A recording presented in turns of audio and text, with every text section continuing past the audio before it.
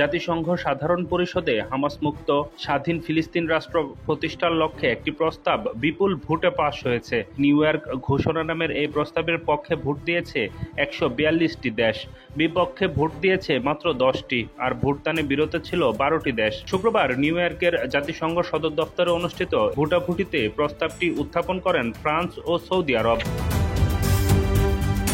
ঘোষণাটিতে একদিকে ২০২৩ সালের ৭ অক্টোবর হামাসের হামলার নিন্দা জানানো হয়েছে, অপরদিকে গাজায় ইসরায়েলের অবরোধ, বোমাবর্ষণ ও মানবিক বিপর্যয়েরও সমালোচনা করা হয়েছে। ঘোষণায় ফিলিস্তিন ও ইসরায়েল দুই রাষ্ট্র সমাধানের জন্য একটি নির্দিষ্ট সময়সীমার মধ্যে কার্যকর পদক্ষেপ গ্রহণের আহ্বান জানানো হয়। একই সঙ্গে গাজা উপত্যকায় চলমান সংঘাতের অবসান ঘটাতে আন্তর্জাতিক সম্প্রদায়কে আরও সক্রিয় ভূমিকা পালনের আহ্বান জানানো হয়। তবে ইসরায়েল এ প্রস্তাব প্রত্যাখ্যান করেছে।